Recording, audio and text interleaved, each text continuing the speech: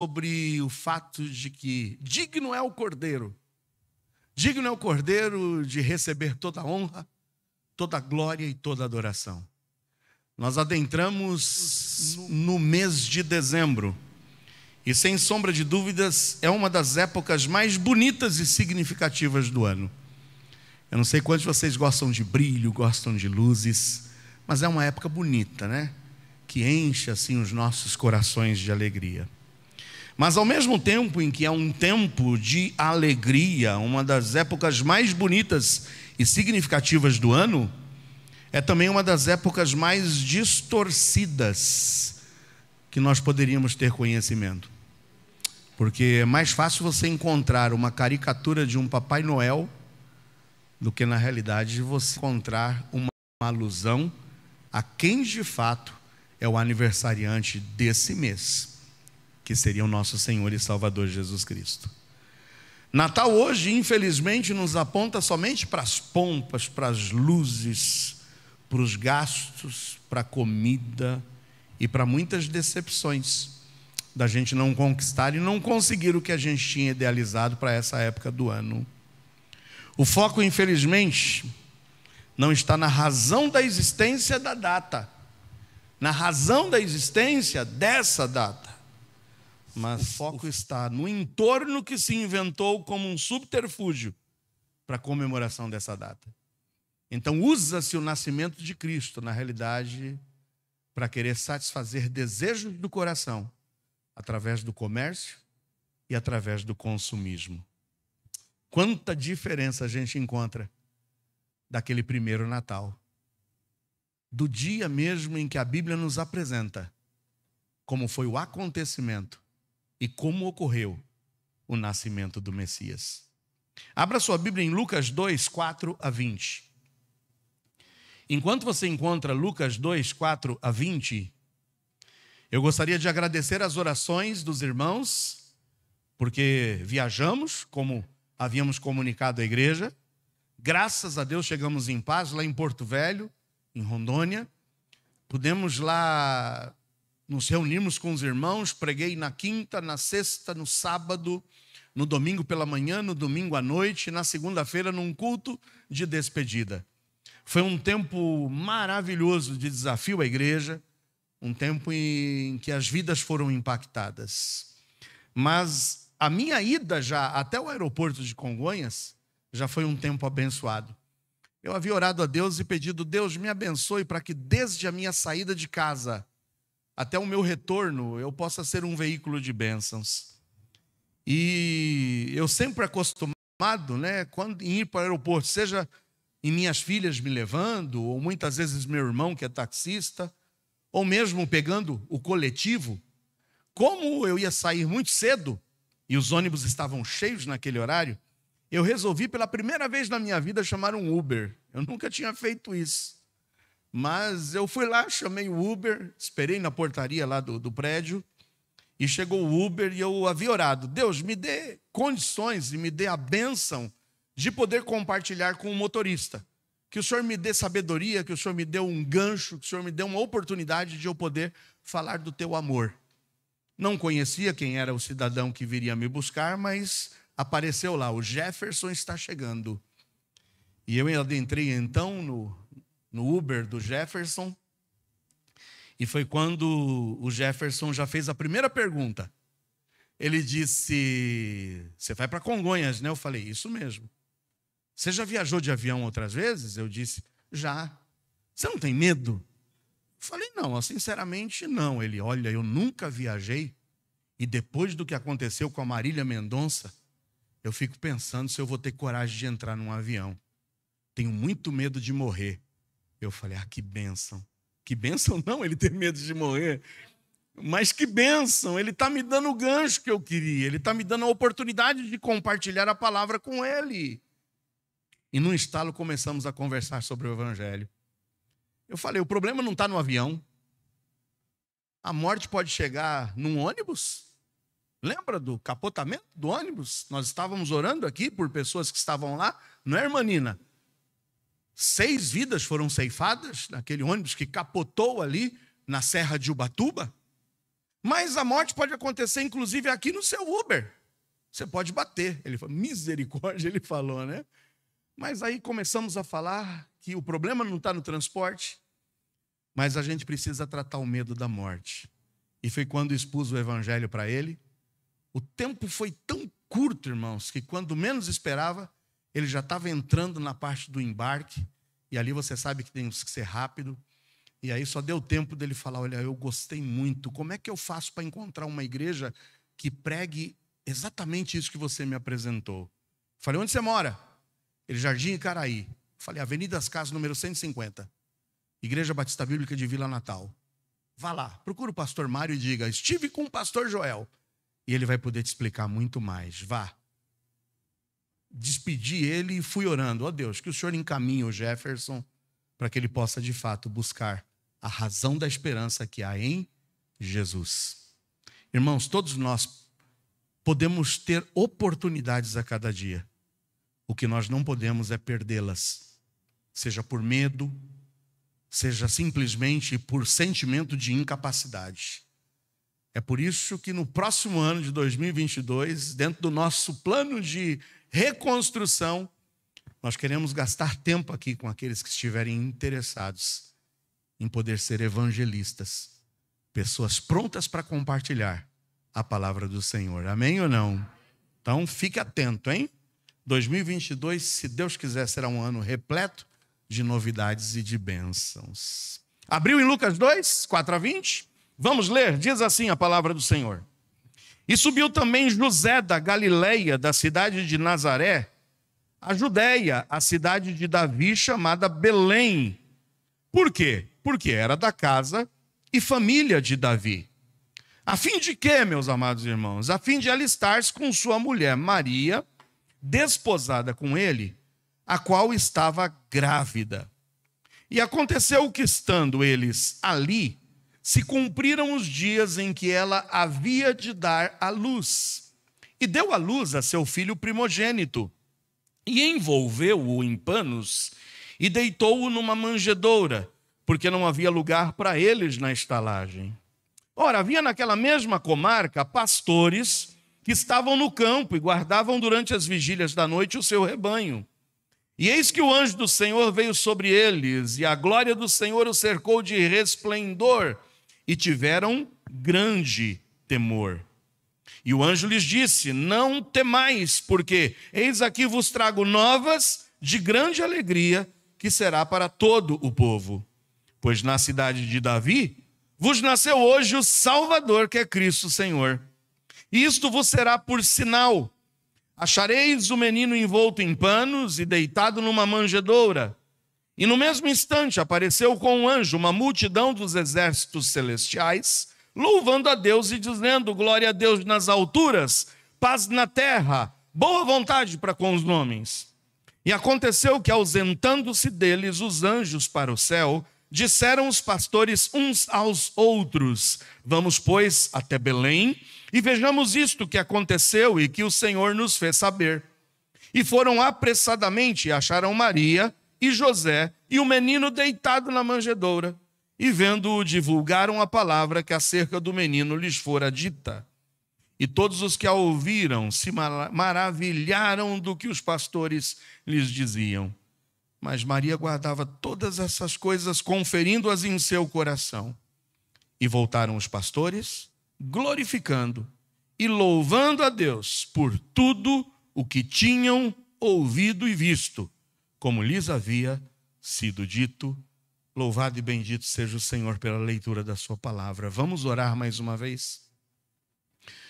Pai, nós nos dirigimos à tua presença mais uma vez, e agora eu rogo, Senhor, a tua ajuda, o teu auxílio na exposição agora da tua palavra. Que o Senhor me use conforme a tua vontade, e que ao término, ó Deus, desse tempo de celebração, saiamos mais uma vez desafiados, motivados a sermos melhores crentes e desafiados, Senhor, a vivermos a vida cristã com excelência. Ajuda-nos. E se porventura alguém ainda não conhece a Jesus Cristo como seu Salvador, que hoje possa ser dia de salvação em nome de Jesus. Amém. Muito bem.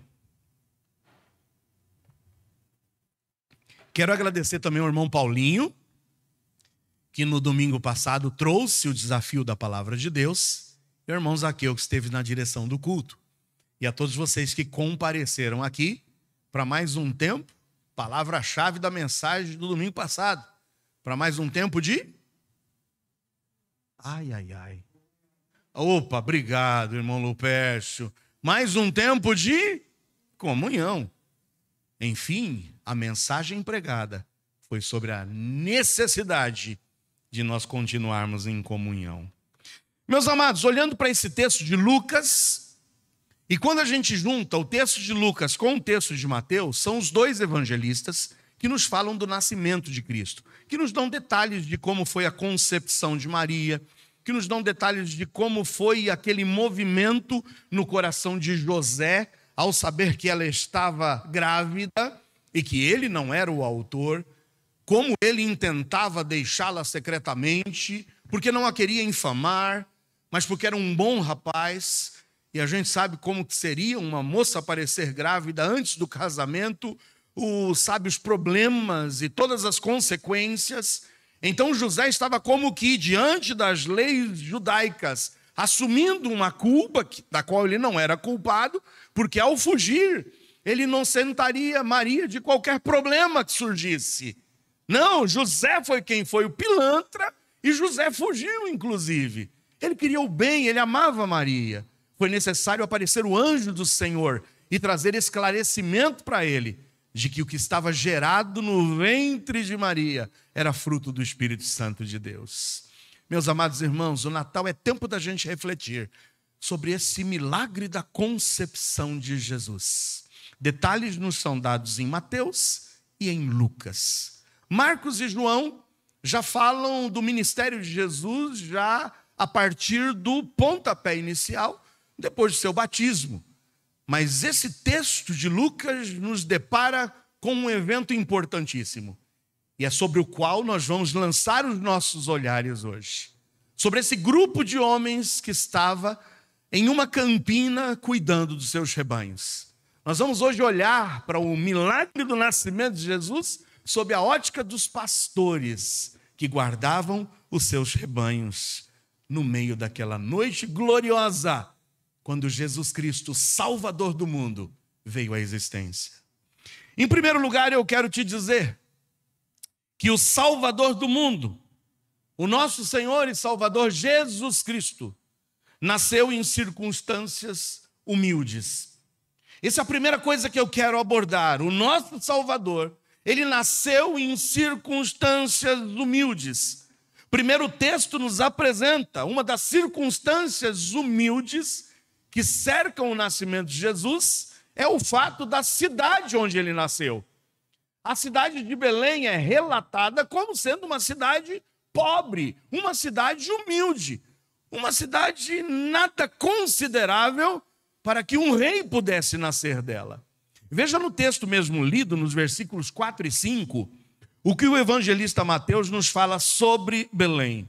Subiu também José da Galileia, da cidade de Nazaré, à Judéia, a cidade de Davi chamada Belém. Por quê? Porque ele era da casa e família de Davi, a fim de alistar-se com sua mulher Maria, desposada com ele, a qual estava grávida.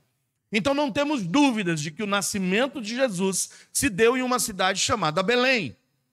O que a gente sabe sobre a cidade de Belém, além de ser a cidade onde o jovem pastor Davi havia nascido, nós sabemos, conforme o relato de Miqueias 5:2.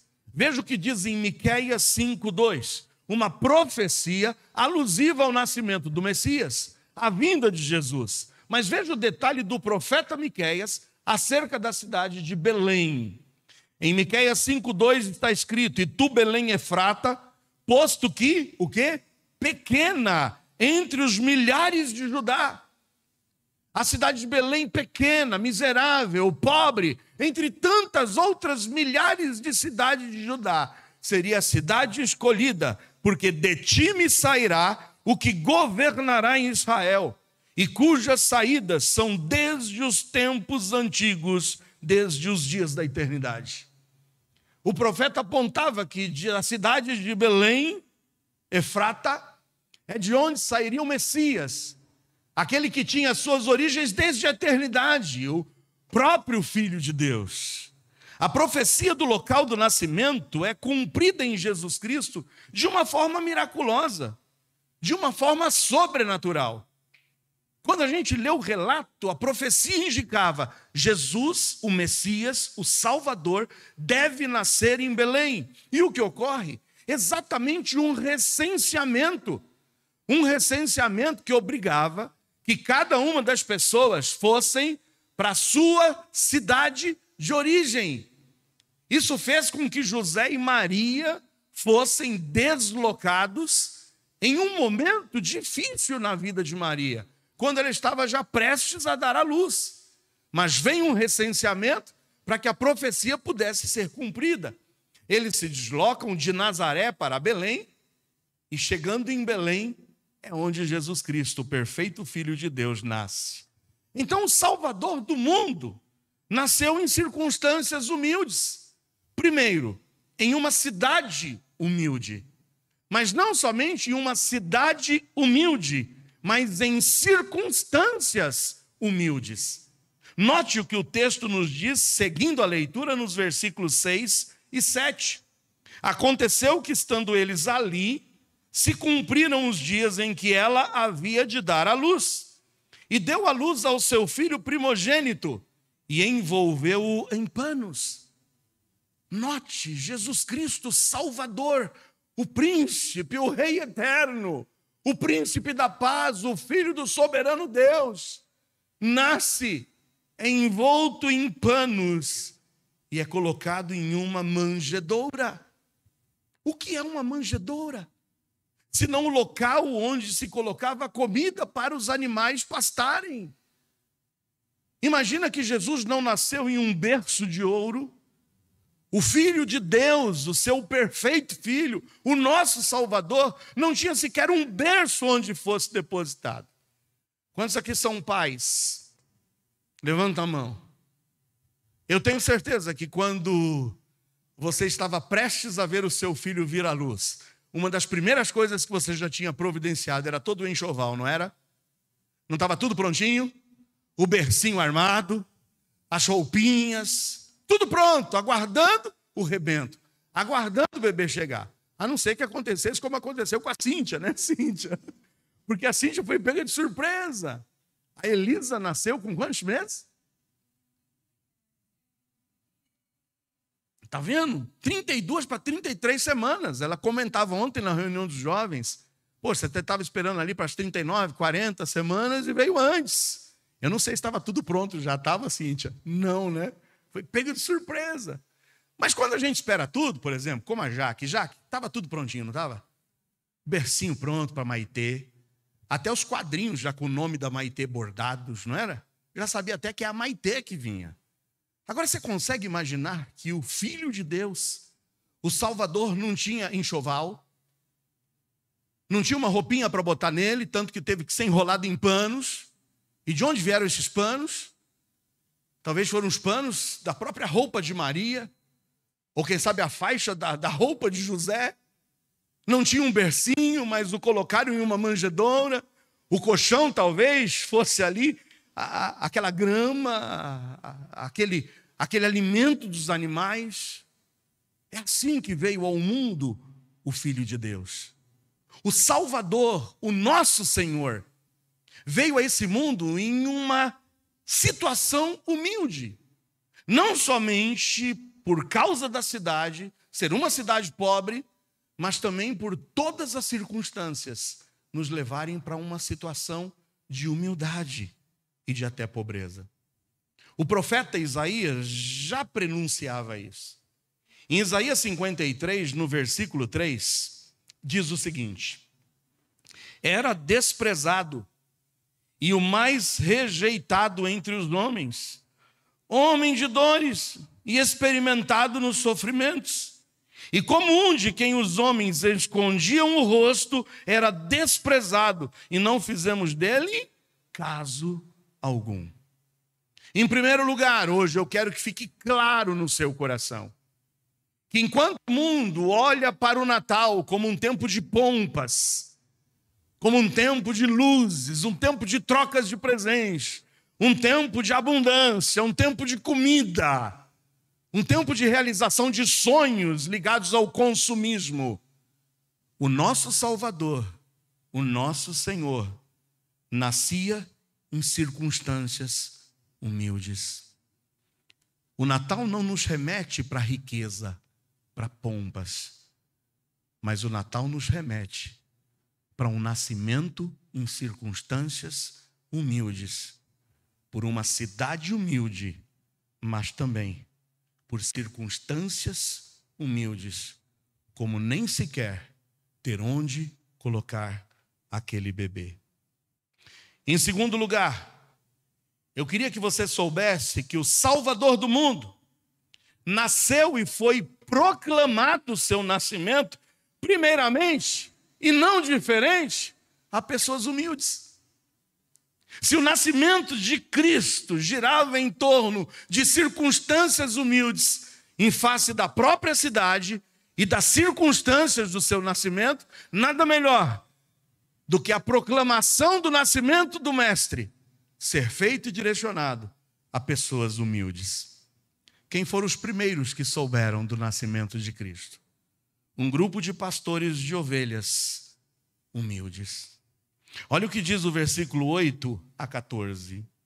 Ora, havia naquela mesma comarca pastores que estavam no campo e guardavam durante as vigílias da noite o seu rebanho.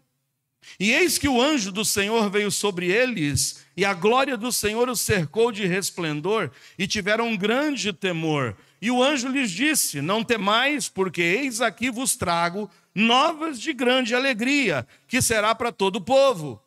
Pois na cidade de Davi vos nasceu hoje o Salvador, que é Cristo o Senhor. E isto vos será por sinal: achareis o menino envolto em panos e deitado numa manjedoura. E no mesmo instante apareceu com um anjo uma multidão dos exércitos celestiais, louvando a Deus e dizendo: glória a Deus nas alturas, paz na terra, boa vontade para com os homens. O Salvador do mundo nasceu em circunstâncias humildes. E isso indicava uma cidade humilde, mas circunstâncias diretas de humildade, como, por exemplo, ser envolto em panos, não ter nem sequer um enxovalzinho, não ter sequer um berço e não ter sequer alguém que pudesse dar guarida a Maria e ao seu filho. Jesus foi depositado em uma manjedoura. E nada melhor para demonstração da humildade do nosso Senhor, a que os primeiros que tivessem conhecimento do nascimento do Messias fossem pessoas humildes. Esses pastores de ovelhas que cuidavam dos seus rebanhos nas vigílias da noite. Esses pastores, cerca talvez de 10 a 12 homens, que era normalmente o grupo desses trabalhadores que cuidavam de rebanhos, faziam parte de uma segunda classe de trabalhadores em Israel. Eles trabalhavam no período noturno, trabalhavam no período das 6 da tarde até as 6 da manhã. Naquele tempo, em Israel, as vigílias da noite, e essa parte das 6 da tarde às 6 da manhã, eram divididas em 4 vigílias. Das 6 da tarde às 9 da noite, das 9 à meia-noite, da meia-noite às 3 e das 3 às 6. Esse grupo de 10 ou 12 pastores revezavam-se entre si, protegendo durante a noite. Não era nada fácil a que, quem sabe, lobos ou outros animais ferozes pudessem atacar aquelas ovelhas. Eles estavam dispostos a darem as suas próprias vidas por proteção do rebanho. Lembram-se de Davi? Quantas vezes teve que enfrentar leões e até ursos para salvar e manter o rebanho do seu pai intacto. Esse grupo de homens que pertencia a uma classe trabalhadora, que podíamos chamar de segunda classe, eram pessoas humildes, quem sabe vestidas com roupas humildes, quem sabe alguns alquebrados pelo tempo, quem sabe alguns idosos de cabelos brancos, quem sabe alguns jovens sem colocação no mercado de trabalho, também estivessem ali trabalhando durante toda a noite, guardando rebanhos.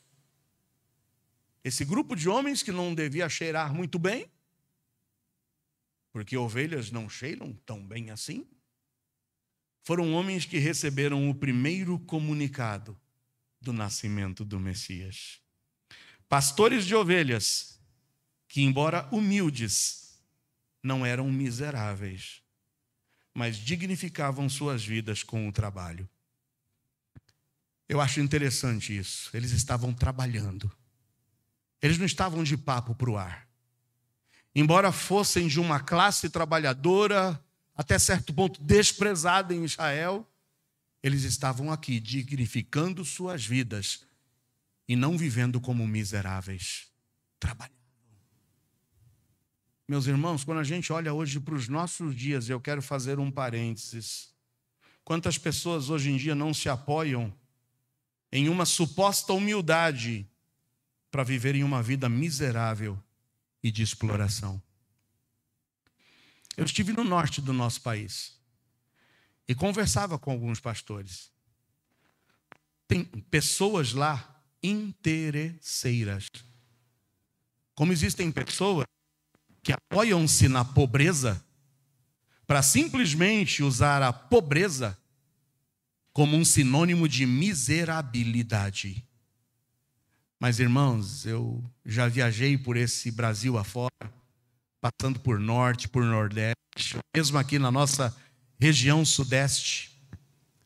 E quantas vezes, meus amados irmãos, já pousei em casas humildes, mas onde você via aquela panela, e as donas de casa aqui vão saber, né? Tão bem areadas, que a gente conseguia pentear os meus vastos cabelos olhando para aquelas panelas. Humildade, pobreza, não é sinônimo de miserabilidade.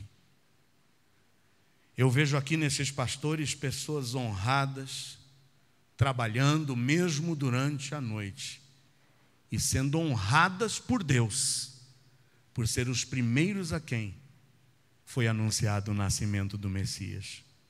Muitos hoje em nossos dias vivem em busca de benefícios, vivem em busca de ajudas emergenciais e não estão dispostos a pagar o preço do trabalho. Quantos que não batem aqui na porta da igreja? Em busca de uma cesta básica, em busca de um auxílio. Mas me pergunte, quantos desses batem na porta da igreja para oferecerem um trabalho? Eu estou disposto, tem algo que eu possa fazer aqui? Tem algo em que eu possa ajudar? Eu preciso de ajuda, mas eu estou disposto a dar também do meu trabalho.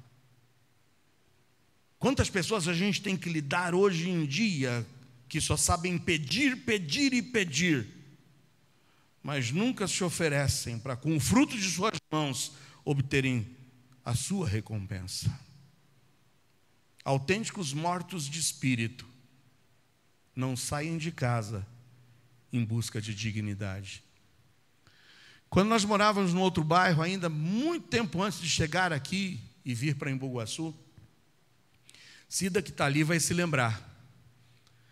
Havia uma mulher que constantemente passava e batia lá na porta, pedindo. Ela chegou um dia a pedir até o cachorro nosso. Você não quer dar esse cachorro para a gente? Eu falei, mas nem um cachorro você quer deixar com a gente? É todo dia pedindo. Um dia eu fui falar de Deus para ela e de Jesus, e ela falou, não, eu conheço. Eu falei, não conhece? Não conhece? Porque o meu Deus diz, fui moço e agora sou velho, e nunca vi um justo desamparado, e nem a sua descendência a mendigar o pão. O justo jamais mendigará o pão, amém ou não? O Senhor supre as nossas necessidades. Mas um dia eu disse, eu nunca vi a senhora chegar aqui para oferecer-se para lavar o nosso quintal, ou para saber do que minha esposa está precisando. Mas é só pedir, pedir, pedir. Em Provérbios 22:13, sabe o que diz? Eu gosto tanto desse texto. Em Provérbios 22:13, essa é a palavra do preguiçoso. Você conhece alguém assim? Diz o preguiçoso: um leão está lá fora, serei morto no meio das ruas. Já falou para o teu filho adolescente, que está com aquela preguicite aguda: levanta, me ajuda. Não, tem um leão lá fora. Não é que ele tem medo do leão, ele usa o leão como um subterfúgio, porque a sua preguiça é tanta que ele não consegue se levantar. É aquela famosa piada do fulano na rede, dizendo: maninha, tem algum remédio para picada de cobra? Filho, a cobra te picou? Não, mãe, ainda não, mas ela vem por ali, ela está se aproximando. Traz o remédio porque ela vai me picar. Morto de espírito. Mas esses homens, onde eles estavam de madrugada, irmãos? Trabalhando, amém ou não? O Senhor quer ver isso. A pobreza, a miséria, não é razão para a gente entregar os pontos. O trabalho é o que dignifica o homem. O próprio Senhor Deus disse: 6 dias trabalharás, e no 7º descansarás. É do suor do teu rosto, Adão, que você vai comer agora o teu pão. Mas é triste lidar com pessoas que se entregam e que só sabem explorar e pedir. Em Provérbios 6 também, dos versículos 6 a 11, o sábio nos dá uma tremenda lição de vida. Provérbios 6, 6 a 11. Vai ter com a formiga, ó preguiçoso. Olha para os seus caminhos e ser sábio.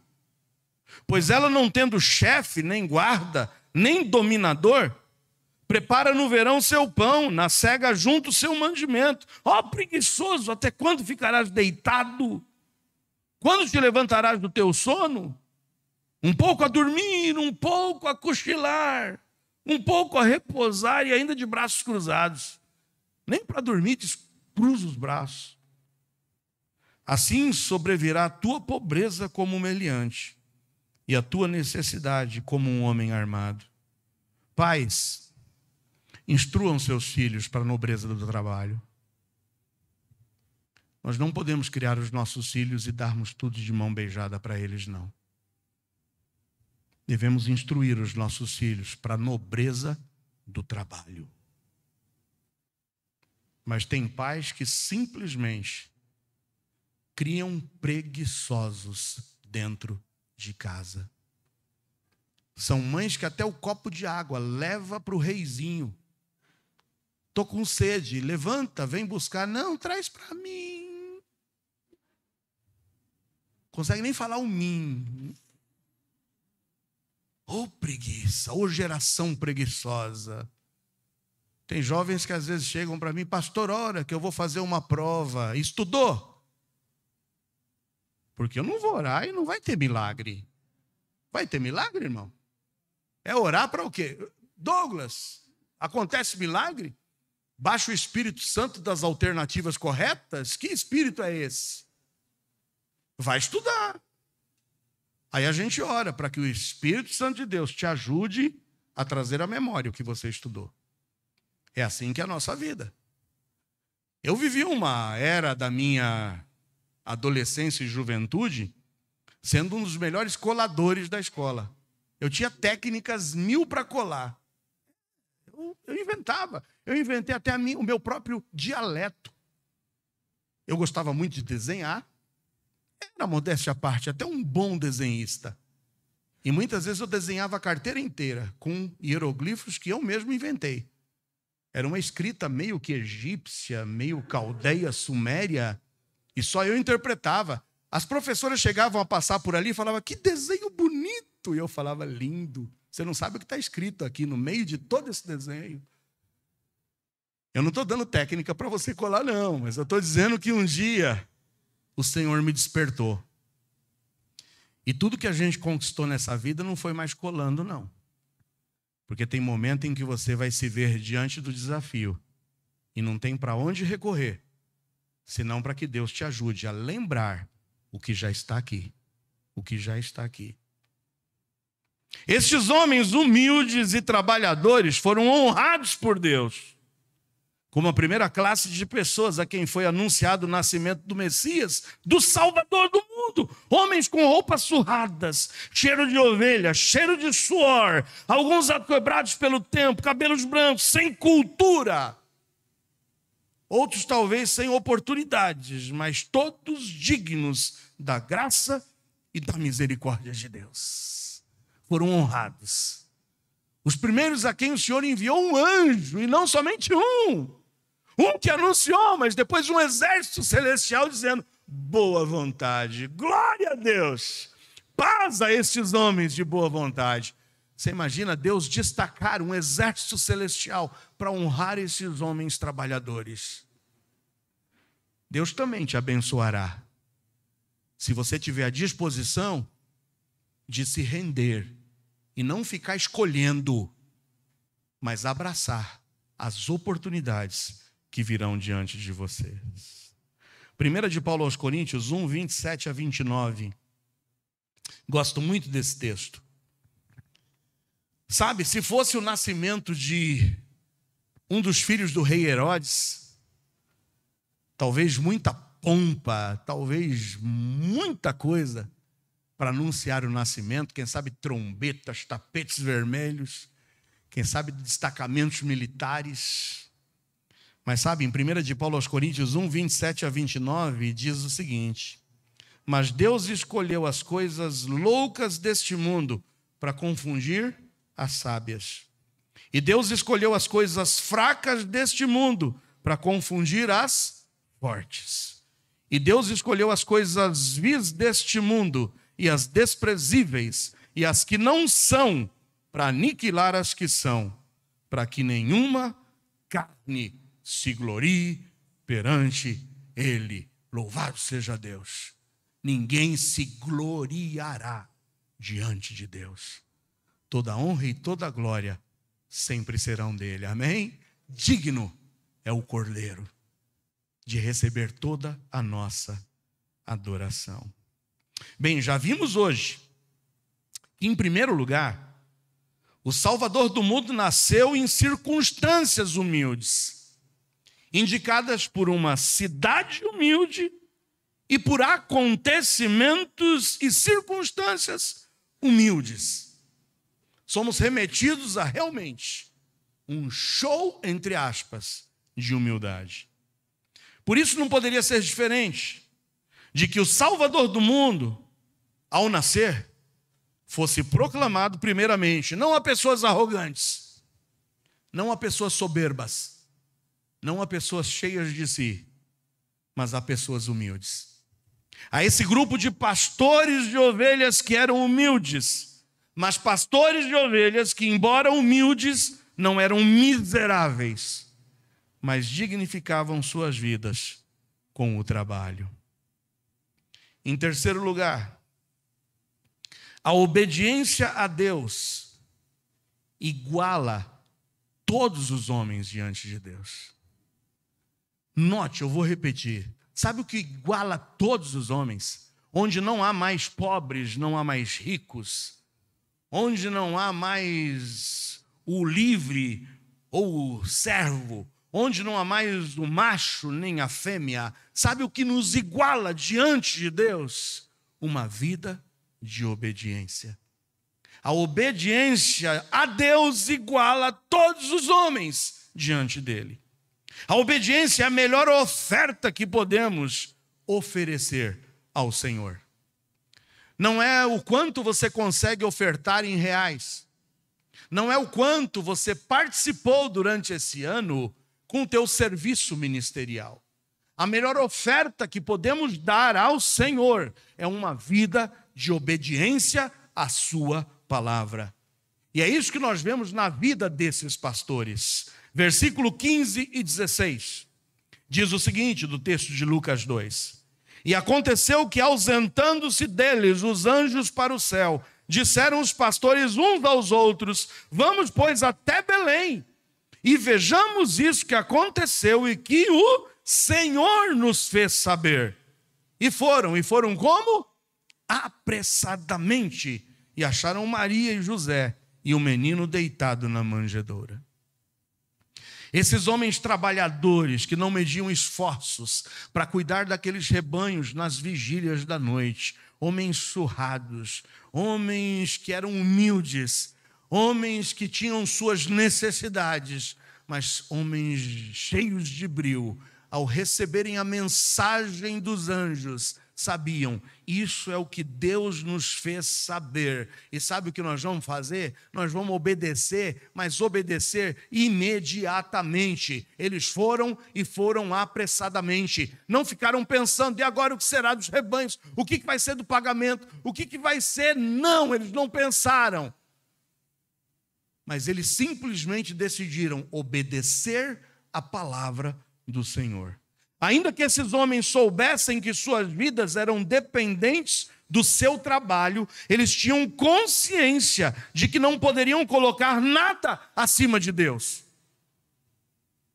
Entenda, meus irmãos, eles reconheceram na aparição desses anjos um recado direto de Deus, os conclamando a um tempo de adoração, e eles foram apressadamente. Ah, meus irmãos, quantas desculpas eu tenho ouvido de pessoas hoje nos nossos dias, para que não ofereçam um tempo de adoração ao seu Deus. Tem colocado tantas coisas em primeiro lugar, tem colocado tantas coisas dessa vida como prioridade, e tem deixado Deus para segundo plano. Esses homens, embora fossem independentes desse trabalho, sabiam que mais importava a eles era serem obedientes a Deus.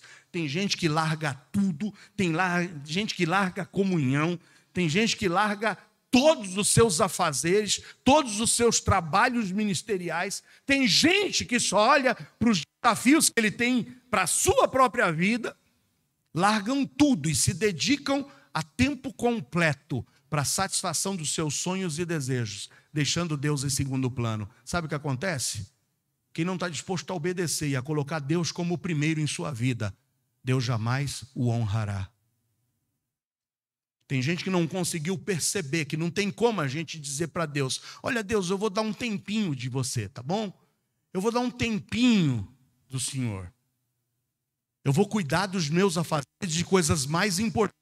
Eu tenho sonhos a serem realizados. Eu tenho desafios diante da minha vida. E mais importa eu cuidar de mim agora do que das tuas coisas. Eles foram apressadamente.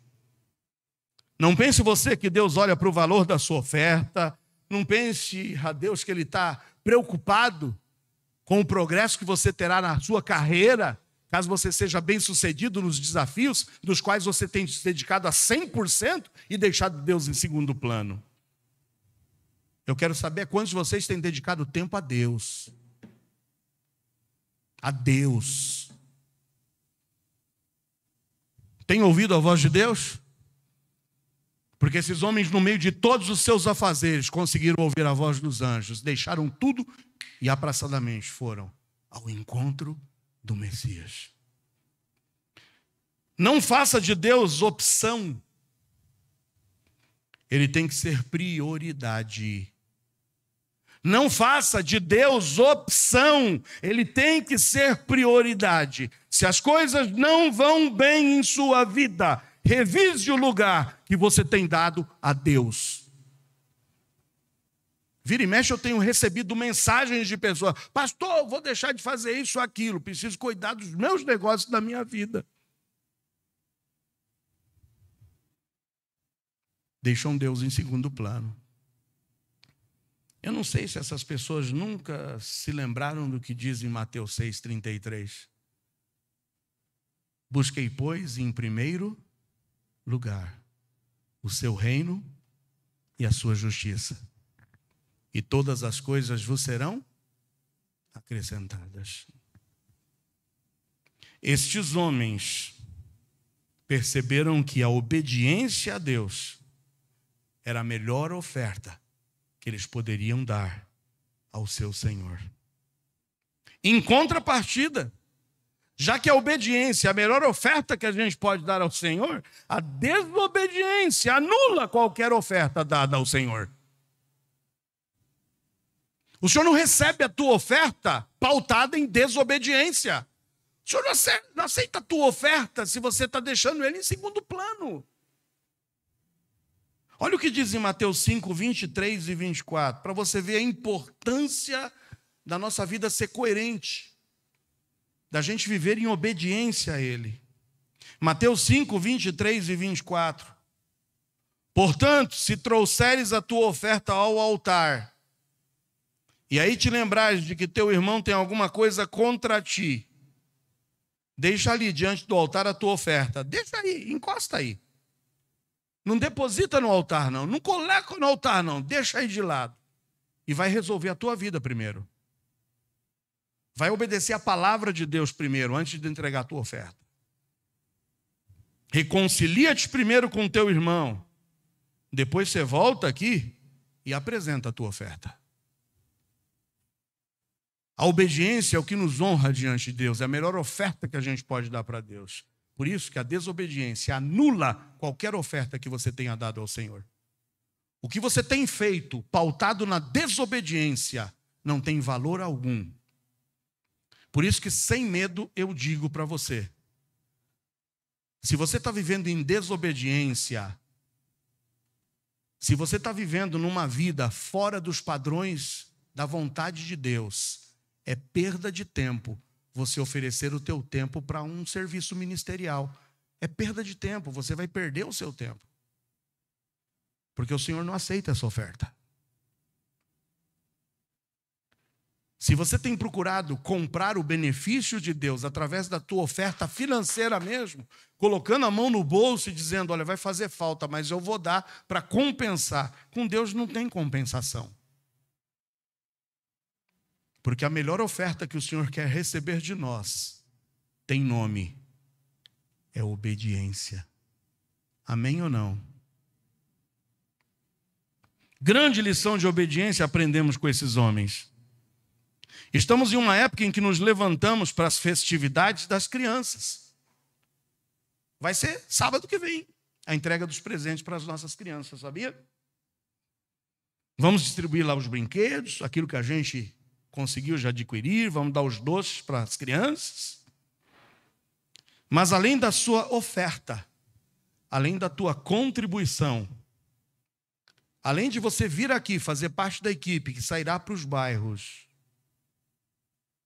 o Senhor revela para ti uma necessidade de que haja coerência na tua vida e que você esteja vivendo uma vida de obediência ao Senhor. Primeiro livro de Samuel 15, 22.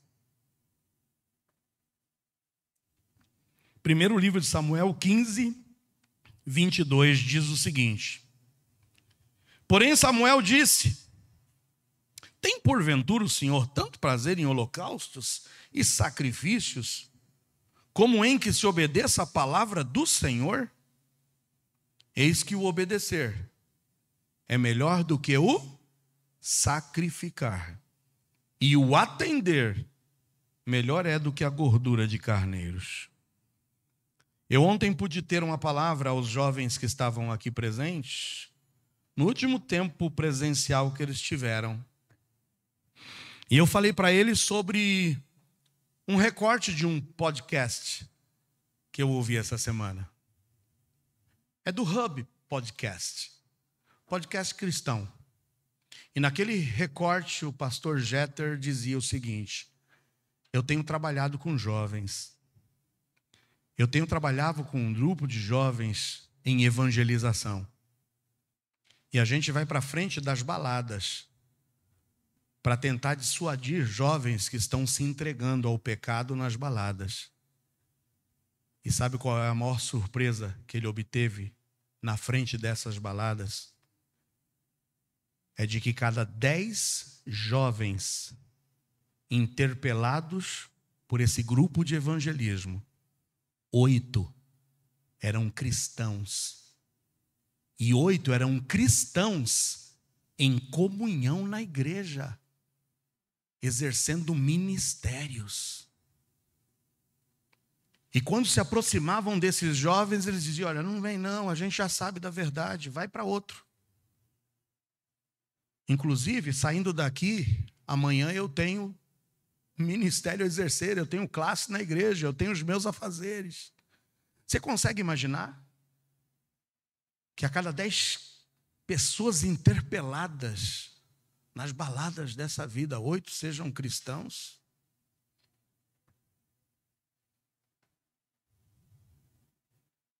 Hoje aprendemos, até aqui já vamos concluir, que o Salvador do mundo nasceu em circunstâncias humildes.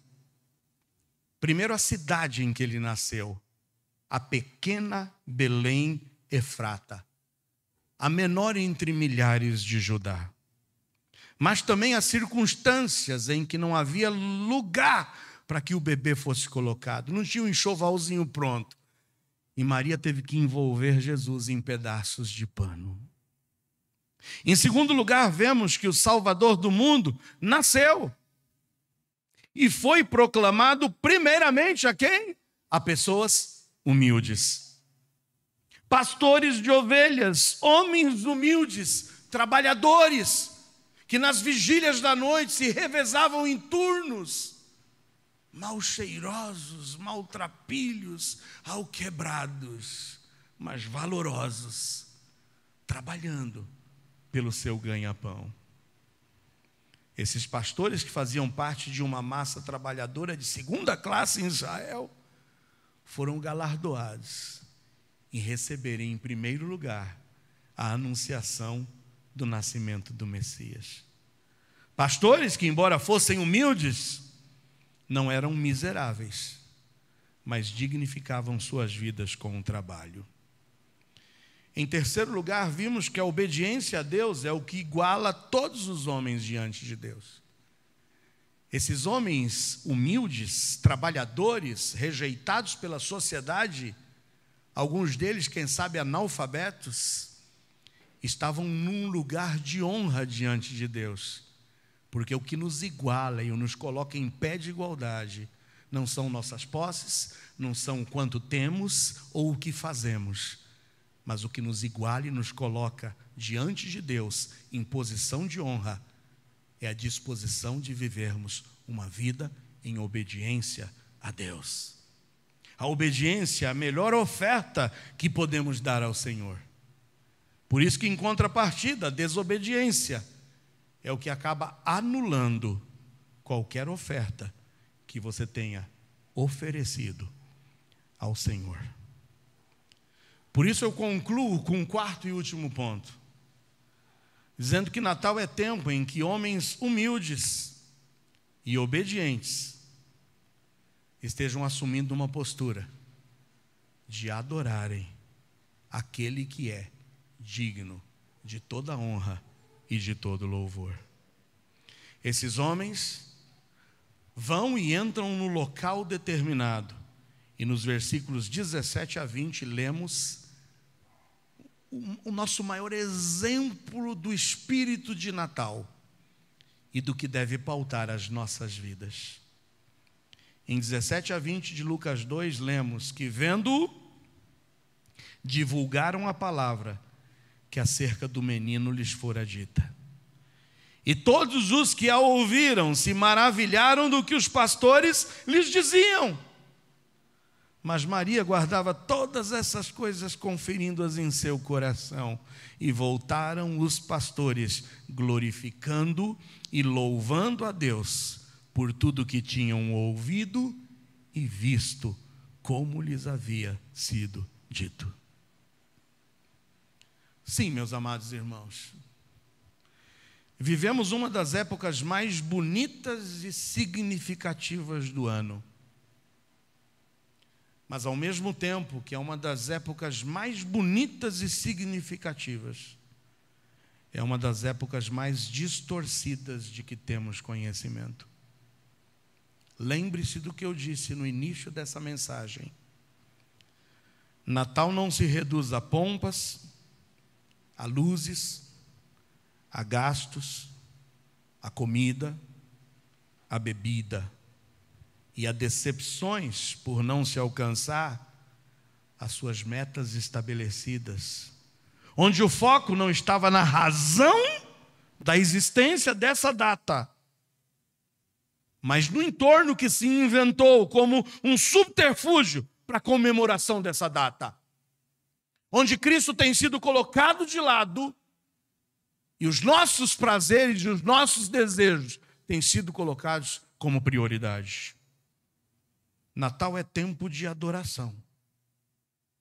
E Natal é tempo de adoração àquele que é digno de receber toda a nossa adoração.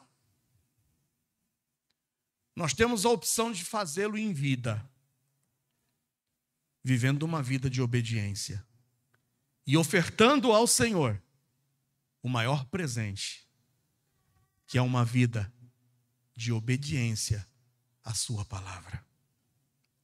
Para que possamos com autoridade, como esses pastores, anunciarmos, glorificarmos a Deus e podemos ver que todos que ouviram essa notícia puderam se alegrar junto com esses pastores. Eu encerro lendo Filipenses 2, 1 a 11. Filipenses 2, 1 a 11.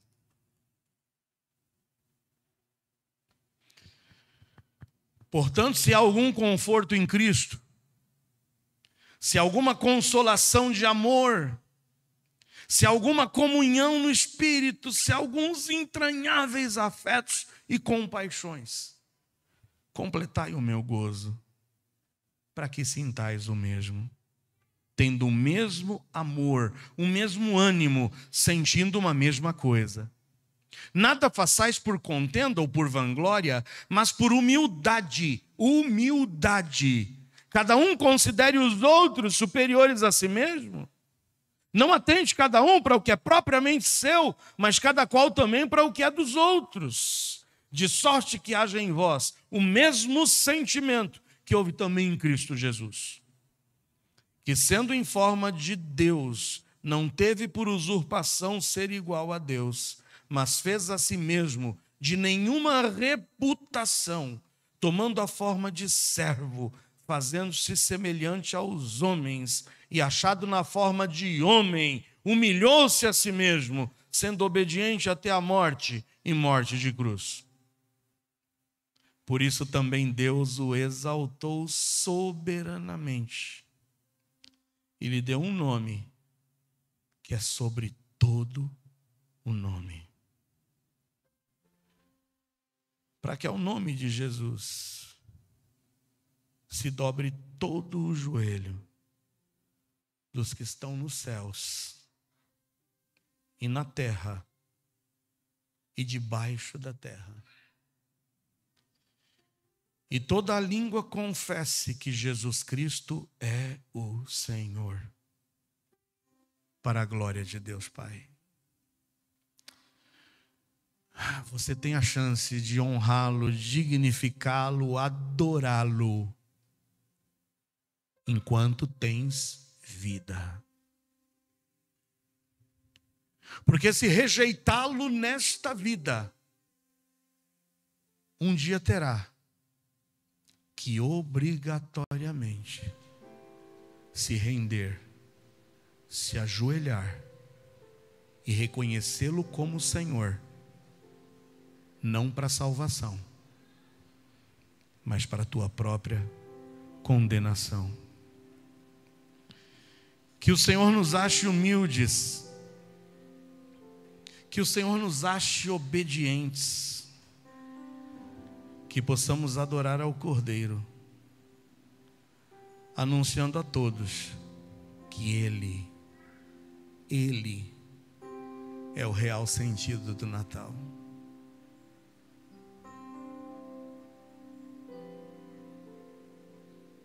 O Natal apresenta um Cristo humilde, que nasce em uma cidade humilde, sob circunstâncias humildes. O Natal apresenta esse Cristo humilde, que é anunciado em primeiro lugar a pessoas humildes. Pastores que guardavam seus rebanhos, não foi a reis, não foi a nobres, mas a pessoas humildes. E que ao receberem a anunciação do nascimento do Messias, deixaram tudo. Porque Cristo não é opção. Cristo tem que ser prioridade. Se você tem fracassado na tua vida, é porque talvez Cristo ainda não seja a tua prioridade. Humilhe-se, pois, diante da potente mão de Deus, que a seu tempo te exaltará. Dobre os seus joelhos.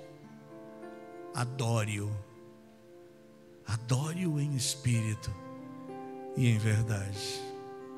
Glorifique-o através de uma vida de obediência, onde Ele seja o primeiro e o único da tua vida. Fique em pé, vamos louvar ao Senhor.